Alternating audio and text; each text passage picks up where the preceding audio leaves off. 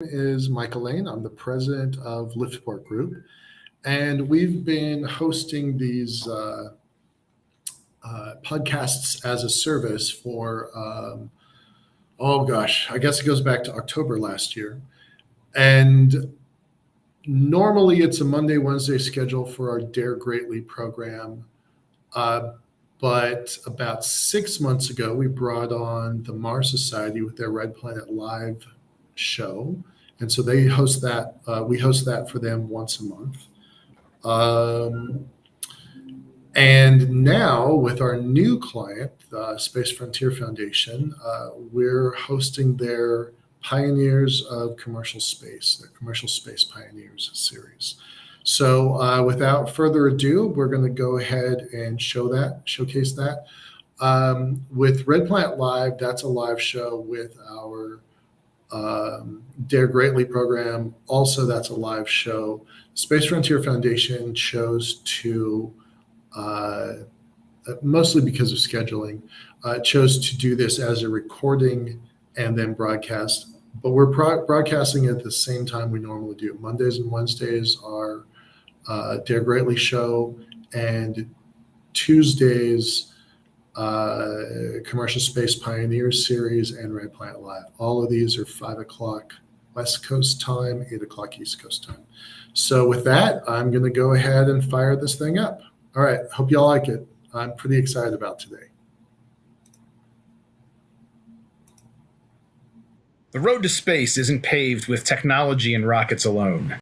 It's built on the dreams, risk, and relentless spirit of those who dare look up and say, "We belong there." For over 30 years, the Space Frontier Foundation has been a home for these visionary, radical, action-oriented individuals. Hear their stories, learn how space was shaped, and revel in the revolution of commercial space pioneers.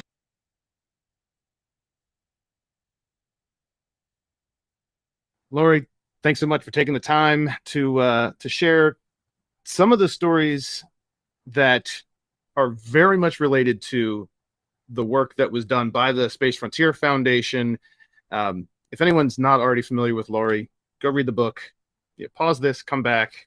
That'll give you a fairly good idea about what Lori has already done. What I really love is to go maybe some of those things that are a step deeper, and what led up to some of the really crucial inflection points and decision points that you had and that you saw the industry having during that period. We're talking after L5 Society, after Moon Treaty, but still well before we got to the fulfillment of what currently exists in commercial space. Where, if we go backward in time, looking at kind of where things were in the late 80s, what time did you start getting some ideas that there was a different type of architecture that might work for space? Sure. Thanks for having me. It's great to be with you. And I would say before the late 80s, in my own involvement began when I joined the National Space Institute as an entry-level staff person in 1984.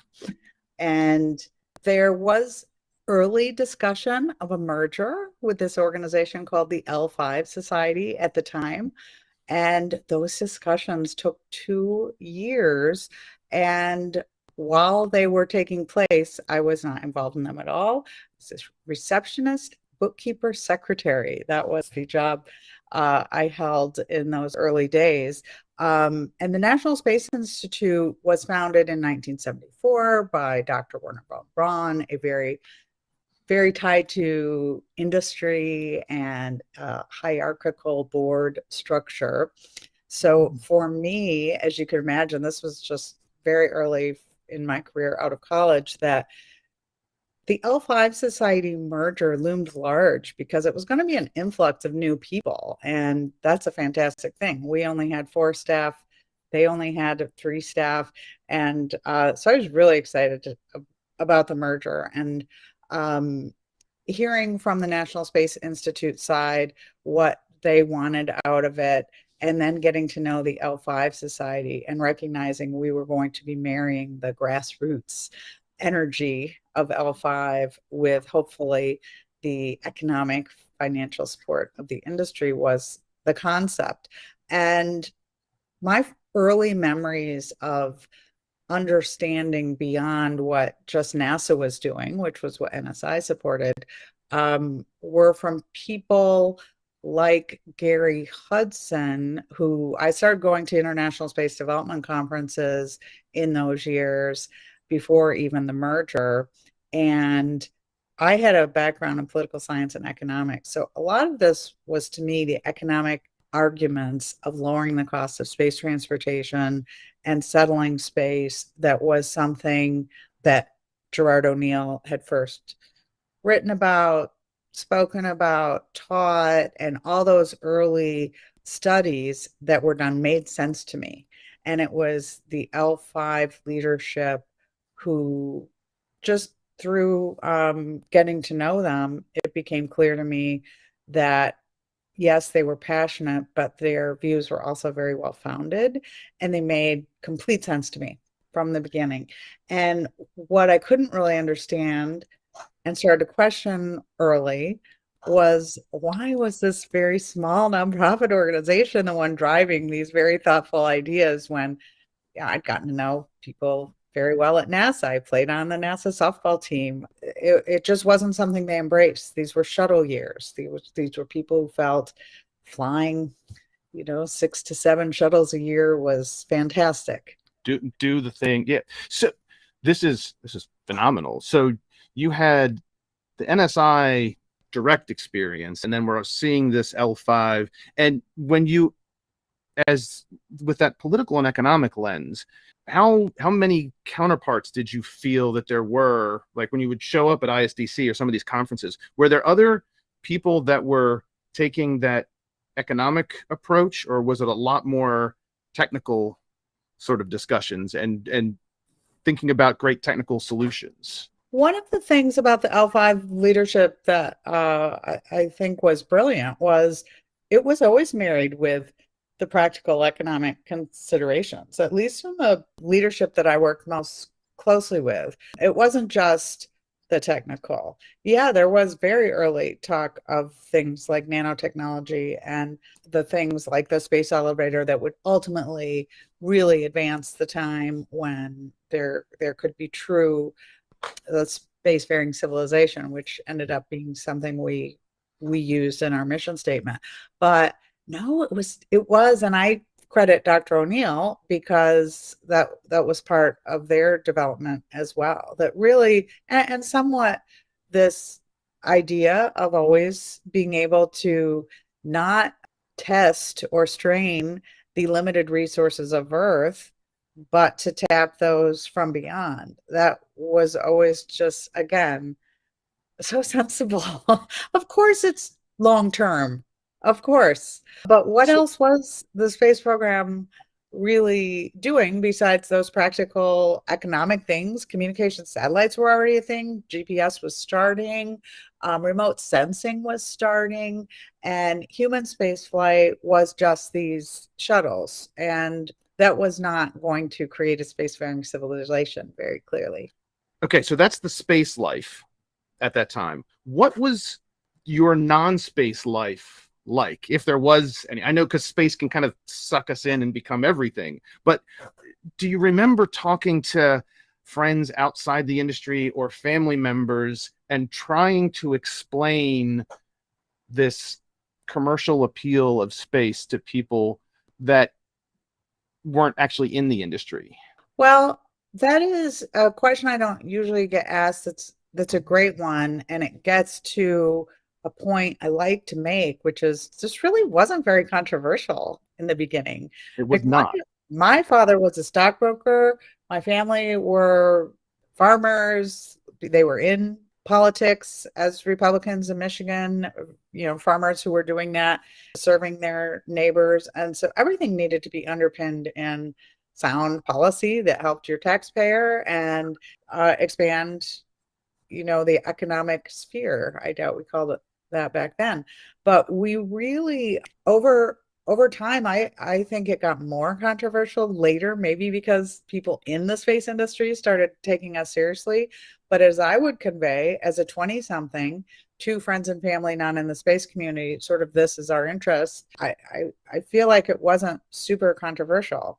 Again, you are using logic to say transportation costs have to come down. And when they do, that opens up these new territories as they have here on Earth. And that's a new frontier. And, it was an exciting time in the beginning, when people thought the shuttle might be going as it was designed to, 52 times a year, once a week. It became clear to those of us paying attention that wasn't ever going to happen. But space is inherently interesting to people. And I don't feel I got a lot of pushback. I have looked back, especially researching the book, at testimony I made before Congress in the 80s and 90s. We had a policy committee, and much of what we said is what I ended up being able to start putting in place 30 years later. Unbelievable that it took that long.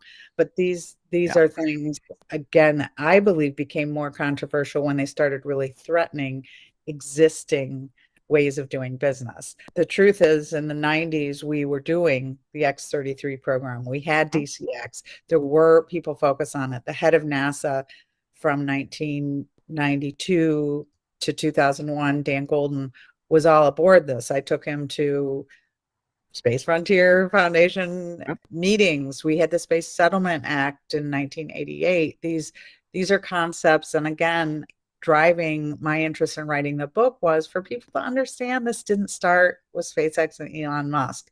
And frankly, none of that would have been successful without the early work of the L5 Society and the Space Frontier Foundation and people who've been tilling in those fields for decades. Of course, we needed SpaceX, and lots of companies and people had run at this and not been successful. But what I say in the book is we left the breadcrumbs, and it took SpaceX to follow them to start making it happen.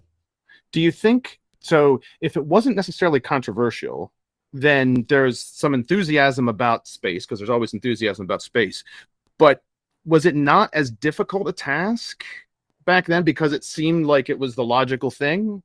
There are some people now that feel like work in space is doubly hard because there's the technical and then there's the business, or like working against a established machine that has high barriers. But at that time, like, if you could have predicted, when would you have said that there would be commercial companies providing access to space?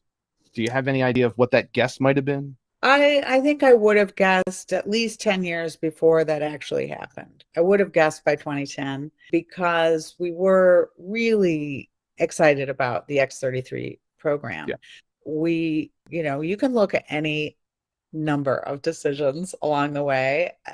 You'd need a much longer program to do that, even just for this program alone, because a lot of folks feel that DCX, had it been selected, could have continued. But there was the overall global economy, not unlike the position we're in today, where when the sort of dot-com bubble burst in 2000, it killed the market pull of lowering the launch costs. Private industry didn't want to invest when there wasn't going to be these multiple constellations of hundreds of satellites. Now we have multiple constellations of thousands of satellites, and that is helping to drive launch costs down. Again, if you think about this economically, it makes sense, but we really thought we might get there through the X-33 program. Single stage, fully reusable to orbit in the 90s was just too big. Look, even Starship isn't a single stage. Yep. So Venture Star, Lockheed gets a lot of criticism. NASA gets criticism for having selected it. But I'll tell you what, we came closer than I think most people think. Had they chosen DCX again, it might have worked. X-33, when they blew the tank on that accident, I think it was 1999, we could have recovered that with not much investment. NASA was spending $8 billion. billion, and Lockheed was matching that. So since then, it's multiple billions for everything. Oh, yeah. If we would have just spent a couple hundred million more, we might have been on a path. Or if we had backed off and said, how about two stage? How about not single stage? Now, did the shuttle mafia come in and say, you know what? Let's literally bury this, because that's what they did with the Venture Star. They buried it in Palmdale because they didn't want it being resurrected again, which might tell you something. They liked their 4 to 5 billion a year in contracts to fly the shuttle a few times. Imagine that. And it wasn't until they had another accident that they stopped the battle to not have a replacement. But the real tragedy, there's so many, of not having anything set up to replace the shuttle. When I came into NASA a second time in 2008 and 9, those seeds were planted years before.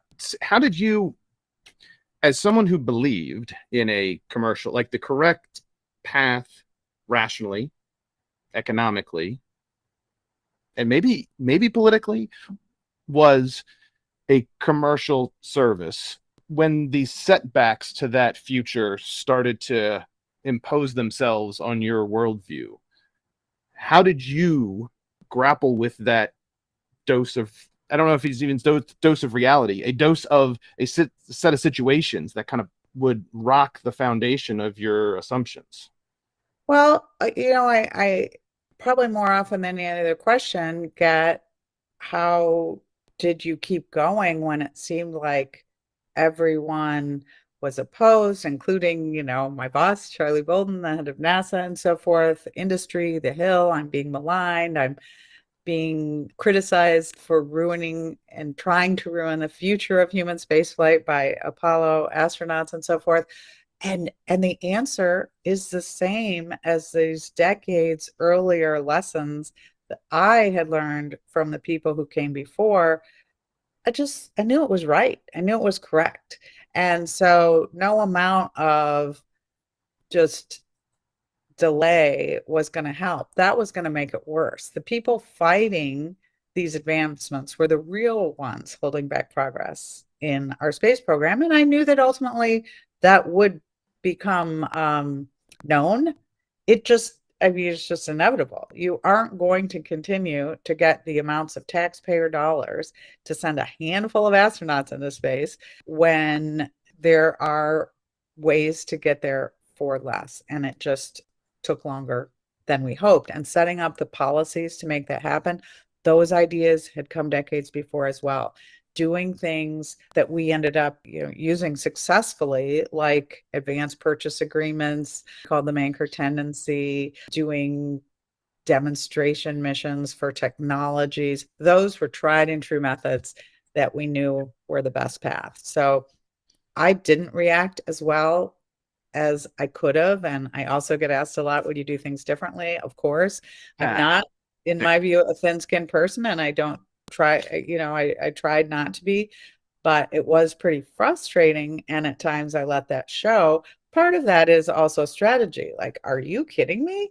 I'd be talking to astronauts. Are you kidding me? Like, this isn't about your single flight. This is about a bigger movement and a bigger purpose. And our space program is at its best when it has a larger purpose. It did in Apollo. And that's why we attracted the attention of the world and the funds. And we had lost a purpose. And what I have always appreciated about the movement, and the Space Frontier Foundation really embodies this, is the greater purpose. And as a political science and economics person, that's what government investment is for. It's not for a couple people to take joyrides and be on orbit and say, I'm having so much fun. Oh, how nice for you. Yeah. If you had a time machine and you could go back and speak to one of your younger selves and said, okay, in the future, the two superpowers, one of them will be selling commercial seats to access space, and the other one won't have the ability to put humans in space. Would you or anyone at the time have bet on the actual way that played out? Like, was that even a concept? Like, with the collapse of the Soviet Union, like, was that something that had even crossed your minds? Or when did it cross your mind that this was a threat? The collapse of the Soviet Union is again, so many things evolved from that. And in the late 80s, when some of these space development concepts were being formed, this is why folks went to Russia and things like MirCorp. I myself trained in Russia through MirCorp to go to space on a Soyuz. So pretty early on, I probably would have guessed that this would be the case. Knowing the NASA and aerospace folks as I did, working closely with them, being friends with them, didn't really make you think, oh, these are groups of people that really care about the bigger picture and getting the costs down. It continues to be a community that is largely based on their own financial security and advancement. And that's not a winner over the long term. And I was so impressed the first time I went to Russia. I went when I was at NASA in the 1990s at what they were able to accomplish with so little. And it's just overwhelming what they had been able to do. So being at So NASA when we scarcity. embraced that program was exciting. And of course, these last few years been very disheartening to see them take Yeah. their steps toward back to totalitarianism. And we really, I think, in the space program are trying to hang on to the space leadership that they held for so many years, but it is waning. So that scarcity in the former Soviet countries was in some ways a driver of innovation. They had to come up with things, whereas our well-funded US groups didn't have the same driving condition from a Yeah, I mean it's a little more complicated, but their tech, for instance, was just robust. And Yep. so instead of, at least if you separate out their little hiatus into the Buran and so forth, the Soyuz worked so well through brute force and repetition. And of course, a labor force that isn't making a living wage. So Right. these are not sustainable No. either, or something that we should be emulating. And I would say we should be careful that our space startups don't believe that they can live forever on ramen either. But that's like, some lessons we should carry, both good and bad.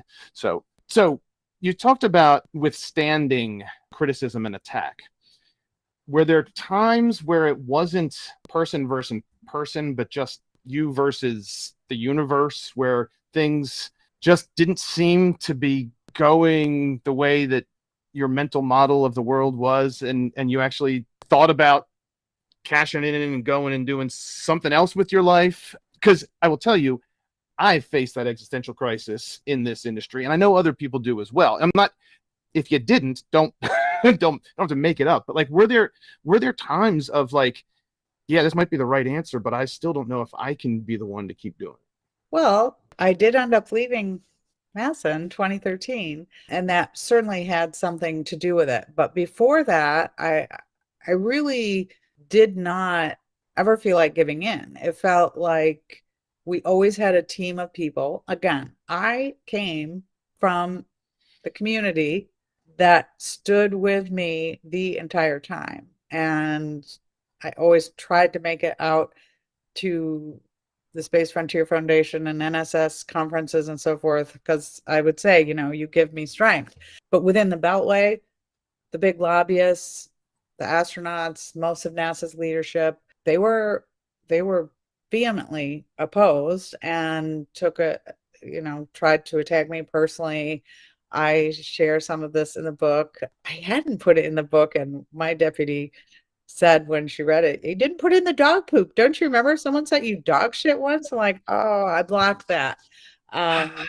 Is just like unbelievable. But in a weird way, it was empowering. I didn't grow up thinking I was going to be deputy of NASA. I came to this in a very strange background way. As I said, receptionist, secretary, bookkeeper at the Space Society. You wouldn't necessarily think that would happen, and without a science or engineering background. But other than the times I had children at home at the time, and I was scared. I did get death threats, and I remember not wanting to be near the front of the house at night with open, window shades and so forth, and the kids to be protected. That's not a good feeling, but it sure didn't make me want to quit. It I, really didn't. It's right. just not in my personality. Leaving for me was somewhat about, I've run this as far as it's going to be helpful for the program, and other people can take it farther, because I had become, a negative, a lightning rod. And certainly it I wasn't looking for a job. A headhunter reached out to me and said, people really want to recruit you because they are wanting a game changer and they see this. And working for somebody who really doesn't agree with you is tough. And I wanted the Yeah. Obama administration to be stronger. They did agree with me, but there's so much on the plate of a president. Again, this is something I tried to describe in the book. I really just didn't get, I think, once they made the wonderful decision to run at this policy, they just weren't willing to stand behind it with the political trade-offs that they needed to. They folded. I say in the book, we had, in my view, royal flush. They had a pair of twos, and we walked away from the table. I mean, why would you do that? But we did it because we needed the votes on healthcare, and because Bill Nelson got up every day, and still does, probably, thinking about space and what he wants to do. And he had decided he needed to make an agreement with Republicans to do the big rocket, to get Senator Shelby and Senator Hutchinson on board and do Orion. And that was the deal he wanted to make. And he was in a more powerful position than me. So, okay, so that's definitely dark. I'm going to pull us maybe a little bit up out of that. And the community that was supporting you, maybe can you give a little bit more of a context of what did that actually mean? So for people that are brand new in the industry, they may not quite know what that community is. And even some of us that were not there then, but have come in afterwards, we've got different ideas of what was that community? You mentioned the conferences, but how did that express itself? What was the actual communication between you and other members of the community? So part of it is coming from organizations, and in my case, the National Space Society, formerly L5 and NSI, where there were 30,000 members and very smart leaders who I knew had recognized and taught me this was the only path. This was the very best path to creating a spacefaring civilization. And the whole point of exploring space beyond its immediate uses for us here on Earth is this spacefaring survival, going beyond our single planet. And these are concepts that I believe to my core because of the community. But in the practical day-to-day sense, it is having people to go out to dinner and drinks with at night and conspire about which members of Congress we need to get to.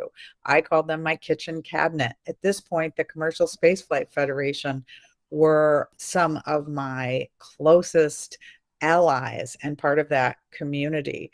We would strategize because I didn't have my NASA team that was necessarily all going to be on board doing that. There would be editorials. At one point, Outsiders got a letter signed by retired astronauts saying this was the right path. Asking questions when others were speaking about it. There's always, we do have to be responsive to the public, and the voice that is given because of the space movement was very, very important. I was not only speaking to the industry that was making money off these contracts, but people were coming to these events and asking good questions, and even just seeing people in the audience when you needed to, nodding and coming up afterwards and giving you a hug and whispering in your ear, "You got this, we're with you." That meant a lot. Okay, I'm going to replay that one real quick.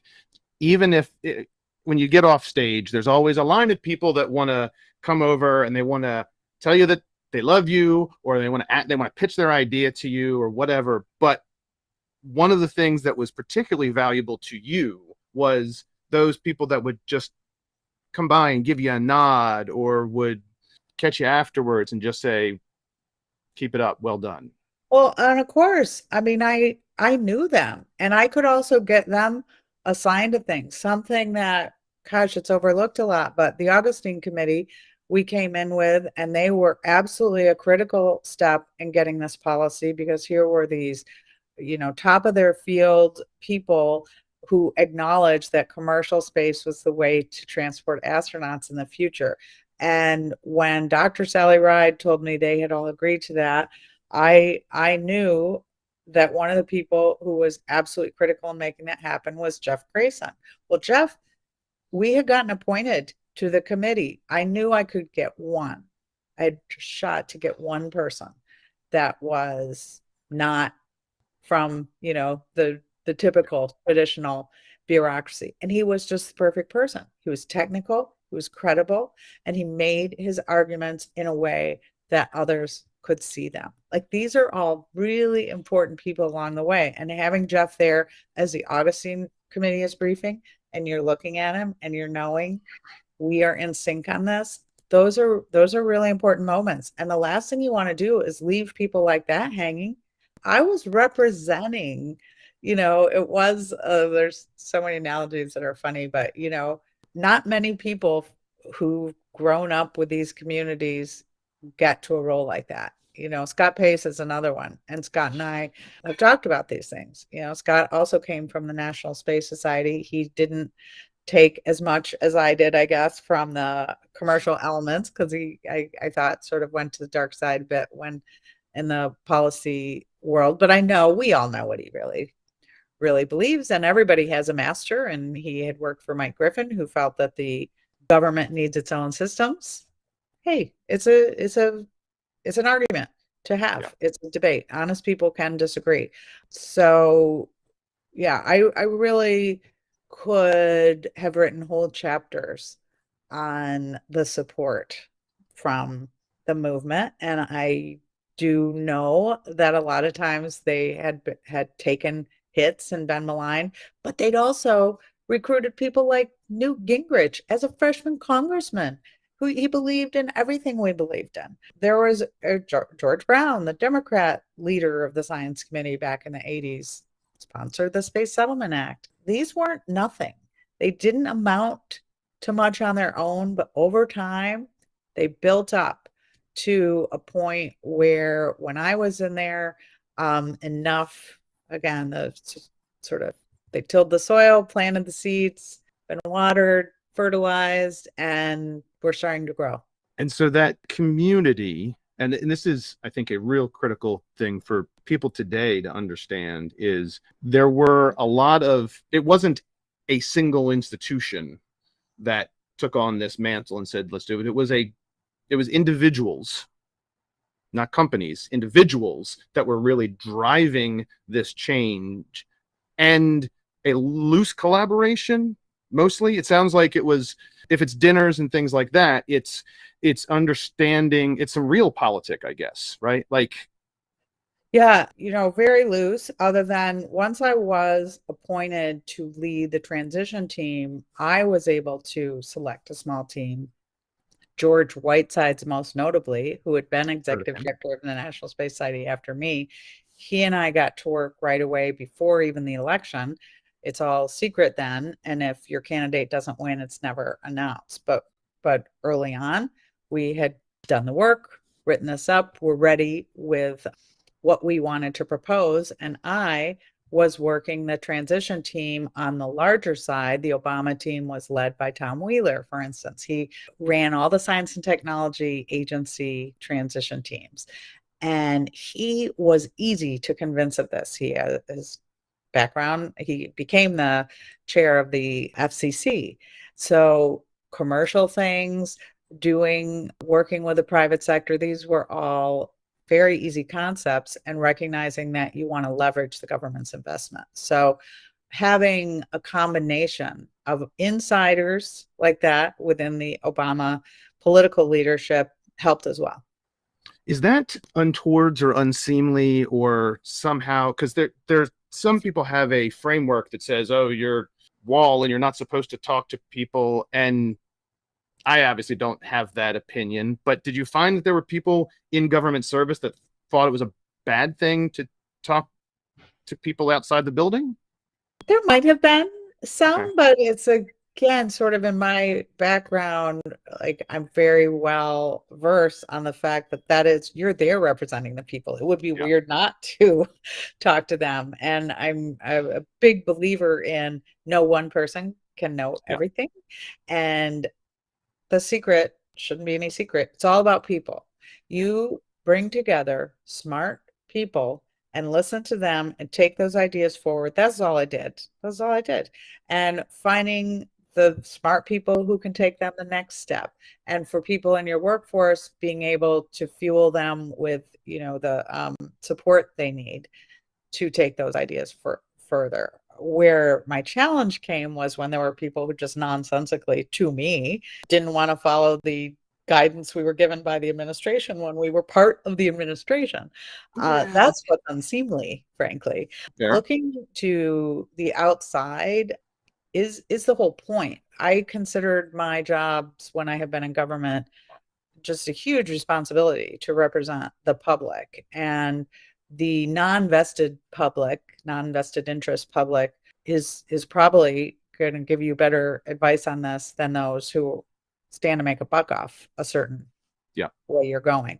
So I really felt like I was getting criticized for doing something unseemly by the people who were actually doing things that were unseemly. Many people who fought very hard for these parts of Constellation to be reestablished went then from government and worked for industry for clearly probably twice as much as they were making in government. That is unseemly. And I asked the question mainly to tease out for folks who will get a chance to maybe listen to this and be aware that how our current state of the industry was formed was not through just RFIs and responding to SBIRs and things like that. There is much more to it, and your ability to communicate and exchange ideas and working with that community is one of the things that enabled you and all the other people to be successful.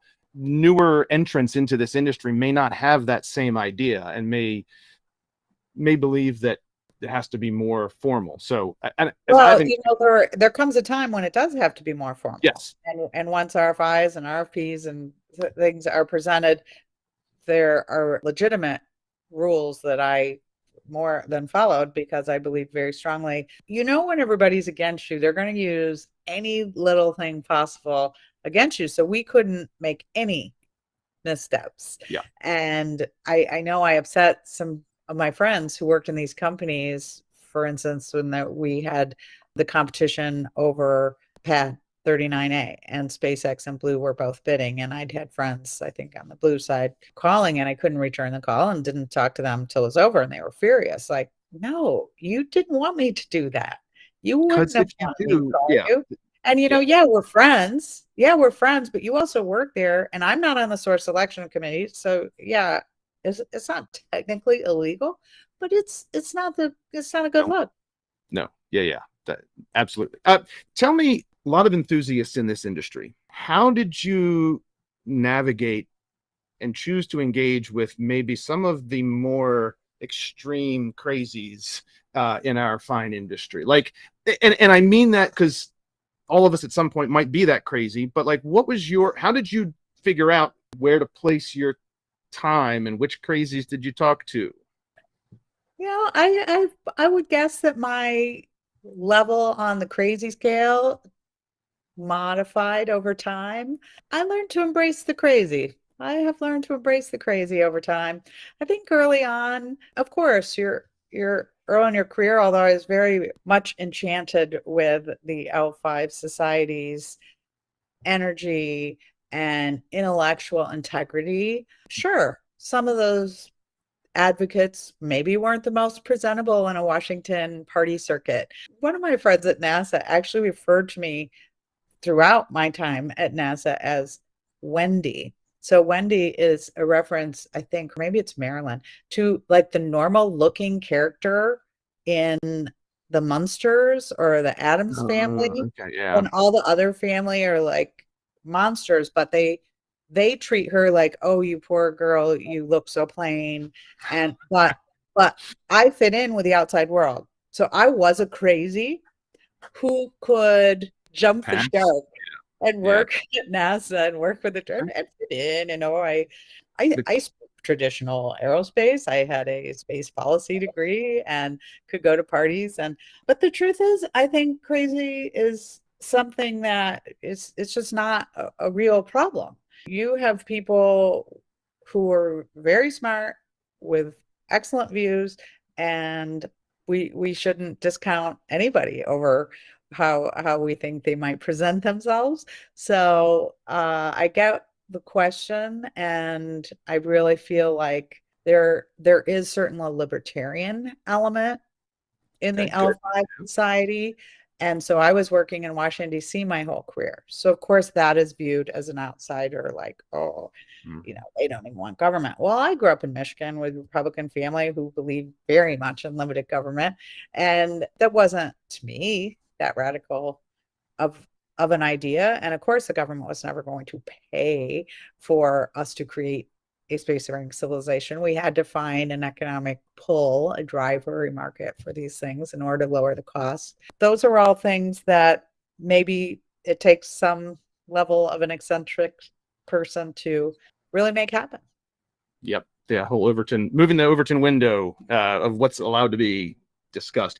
Let me poke a few other quick things here. I know our time is limited. Where did the movement go too far or overplay their hand or risk becoming complacent through wins? Or like, is there anything that you see right now that's like, okay, here were things where we might have over exaggerated or we risk going too far? Again, that probably shifts over time. There were people who thought, why would we get so involved in something like the Moon Treaty argument? Well, that was important, and the people who did it should be, and I'm sure are, proud of that. We, in our testimony over those early years in the 80s and 90s, again, I have reviewed it, so thoughtful. And I can say this because I was usually delivering it, but I didn't necessarily write it. People who did that, like Scott Pace, Mark Hopkins, who recently passed away, Glenn Reynolds, who's Instapundit now, you know, these were sound ideas. Newt Gingrich was somebody who liked to give the most radical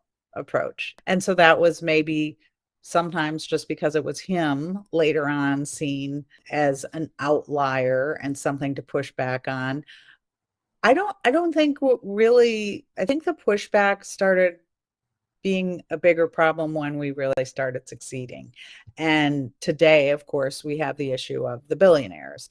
And I think it's unfortunate that we are so often now tying space development to the billionaires because there is a natural backlash, some of it deserved, against them as individuals. And that's quite different than the companies that they formed, where we know there's thousands of people working to do good things. I think right now I'm somewhat not thrilled with the let's fight over which of these companies we like better.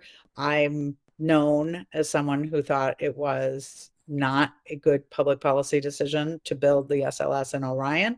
I will stand by that because it was tens of billions of dollars for so long that took us off a path where we could have incentivized, I think, lowering the costs sooner of some of these things. But really to argue over which of the rockets is better, other than as a public policy decision, because that's long past, let's let economics sort this out. Let's let technical success work this out.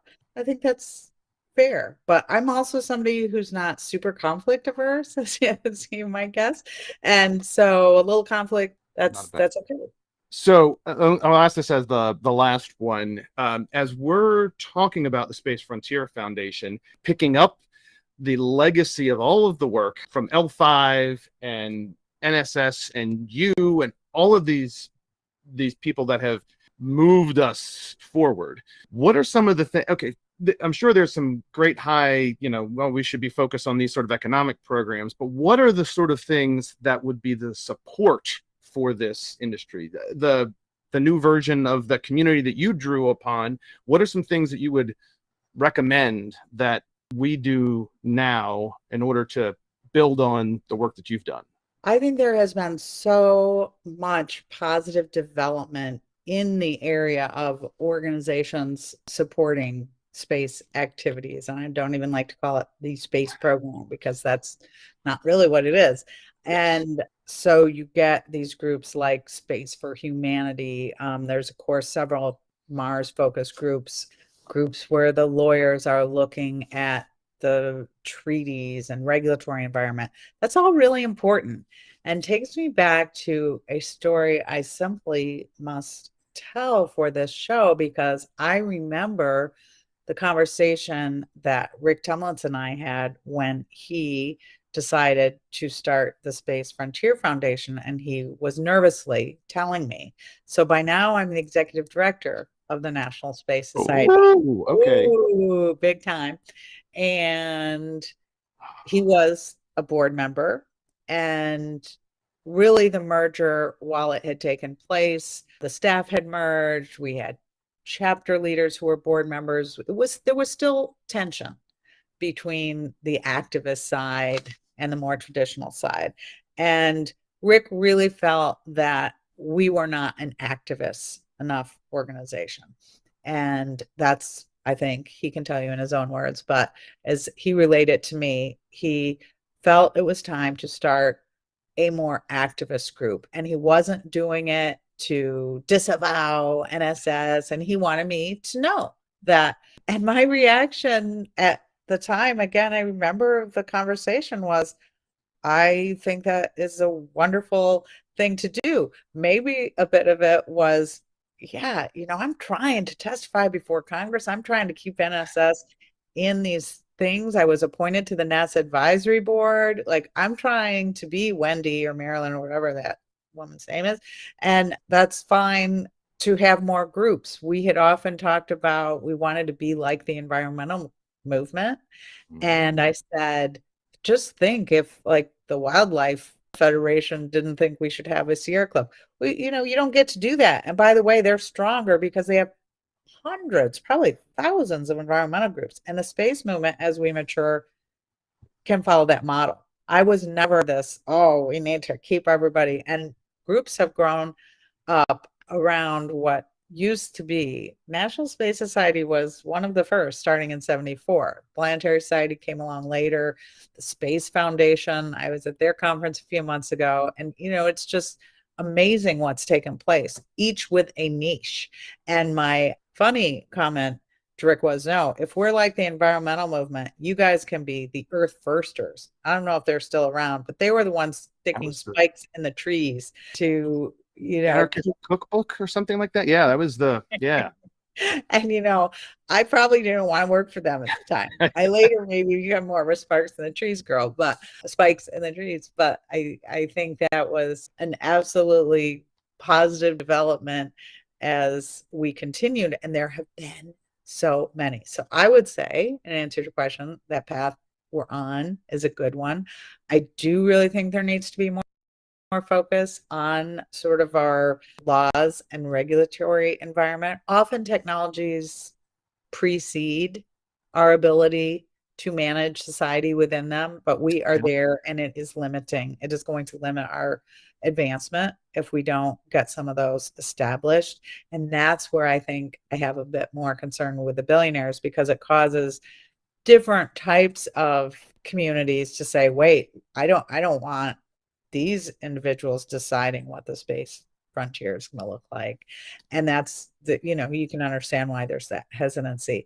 And in the beginning, when we were proposing things along the lines of how, we had moved west with, we had Lunar Purchase Act language and so forth, it was less controversial. But that's what we need now that we're going to be having these tools to go these places, is the ability to say to the public, oh, don't worry, we're not going to mess with these things to the extent we're going to hurt society. These are all things to help those of us who remain on Earth to help the environment. Here, I don't know a single space group that doesn't also have an environmental Earth-centric agenda. I think that's really positive, and I like seeing that within the Space Frontier Foundation, being adopted, as well as a focus on diversity, a focus on recognizing we don't all have to have a cookie cutter approach to this, and different people from different backgrounds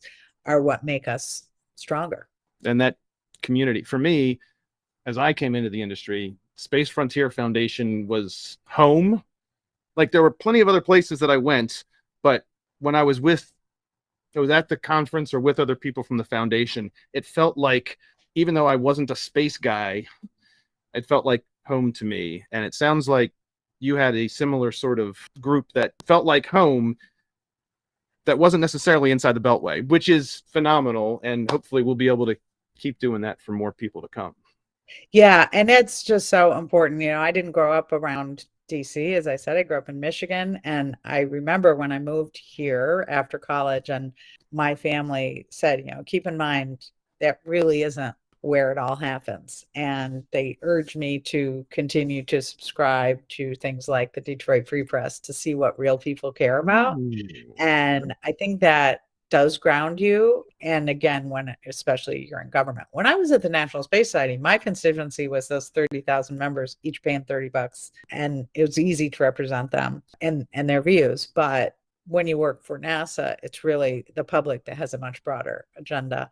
And so we had to do things that I felt would really benefit the public. And there's no question that what we do in space does, if it's done in a way that maximizes that, all the better.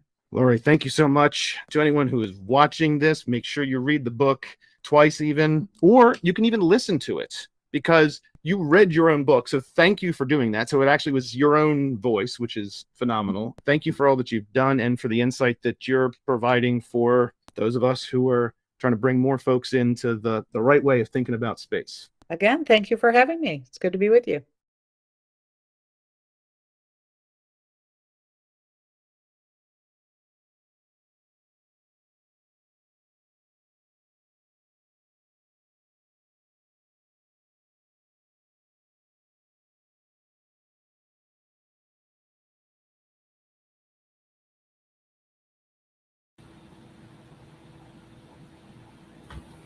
Hi, everybody.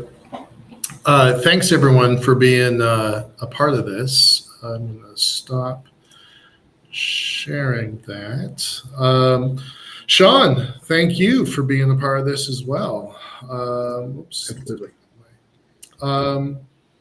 We've got a pretty good audience. That's kind of nice. We'll talk about stats and kind of community stuff here in a second. What are your thoughts? And this can be 2 minutes or it can be 15 minutes. What do you want to do? We can do the after show. No, I continue to learn things, and that's part of the thing that I love. And having that conversation with Lori helped me kind of put some more things in context. Mm-hmm. And understanding what life for her was like. And if you've, I think, read the book, and she talks an awful lot about the conflict that she found, but and some of the support that she had from her space pirates. And it was really kind of cool to hear some of the other personal read on how things went. And since obviously these are not scripted, there's a lot of things that Lori talks about that then come up in some of these other conversations, a different angle on some of the same stories, the same activity experience from a different point of view. Yeah. It was, I've been a fan of hers for a long time. I knew her back when she was, she talked about her receptionist days at the National Space Society. I don't know if I knew her then, but I think I knew her right after. I've known her for a long time. And it's just kind of amazing, kind of remarkable to me how she has climbed through the ranks of the National Space Society and then taken that expertise and knowledge and leaped over to the Obama administration. They had and this is not politics, folks. What I'm talking about is history. Uh, during the early days of the Obama campaign, uh, Obama was going to cut NASA's budget by $5 billion. So it was going to take a $15 billion budget and bring it down to 10, and then was going to move that $5 billion surplus to the Department of Education. So it was going to take a $55 billion budget and make it $60 billion. So it would be at the noise level for the Department of Education and crush the NASA budget at the same time.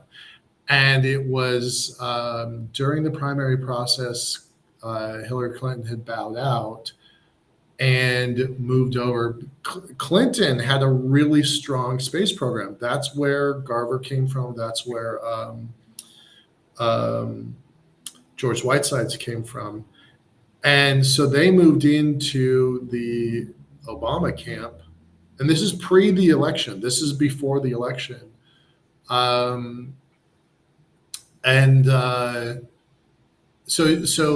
So Hillary Clinton had a really strong space program. And to watch Garver move from where she was to where she got to, pretty remarkable stuff. Pretty remarkable. And the idea of the commercial space sector then, it was so brand new. It's not fair to call it the space sector. So she took a lot of arrows, and you heard her, death threats and dog poop delivered to her front step. Yeah. That perseverance, that grit, the tenacity, the commitment, pretty remarkable. What were some of your takeaways, right? I mean, this is your program, Space Frontier Foundation's hosting the pioneers of commercial space. What are your takeaways from this? I was a little bit surprised when she said, "Oh yeah, like it wasn't that weird a thing." Like I grew up and it wasn't that weird a thing. Like, it still seems like a weird thing, especially to me, the commercial space side of things, not because of political philosophy, but because when I got involved,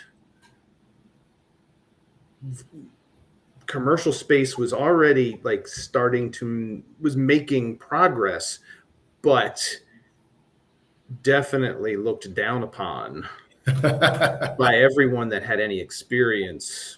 Right. And I kind of expected her story to be, it's always been tough on the outside looking in, and that wasn't what she said. So that was not what I anticipated. Yeah. And that made me back up a notch. And that's, again, understanding what life was like at the time is. I would argue that it was such a fringe idea that nobody felt threatened by it. Yeah. Right. Yeah. I mean, I'm still the weird space guy when I go out to meet people for the first time. I'm still the weird space guy in my own family. Right. But nobody questions the commercialization element of it anymore. Not to me. Not maybe right now. And this is going to be one of the. So the series is intending to focus more on the 80s, 90s, anchoring around the 90s. Right. And because the earliest days of the foundation. Yeah, the early days of the foundation. And, there is that piece that is in between. If there's up until the moon, and then there is the shuttle era, and now is this commercial era. And maybe I'm like grossly oversimplifying things, but the motivations of the individual actors, I think, may be different by different eras, either different by their upbringing, by the expectations that they grew up with. And this is going to be, it's going to be interesting to see how this thread plays out in some more of these conversations. There are far too many people that have stories to tell than we could fit into one limited series. But I'm really kind of interested in seeing where that trend line kind of goes from these conversations. So Excellent. Okay, we're going to wrap it. That's an hour. If you want to take 90 seconds as a commercial for the stuff that's coming up, and then with that, we're going to close out.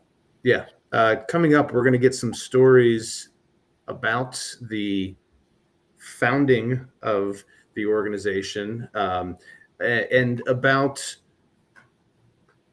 the low points too. We're gonna get some people that are going to share high aspirations meeting reality and how that plays out. Because look, that's part of the challenge, and how people find the strength to get through it. So there's good things coming out of that as well. It's not just all doom and gloom. But yeah, more stories to come. And if there are things that you caught or things that you didn't catch, you're like, oh, well, what was that thing? Send us a note and we'll see if we can get them picked up. Yeah. And thanks. Shout out to Jumpsuit. The comment is, I loved escaping gravity and even knowed myself as an aspiring space pirate. Thank you for the inspiration.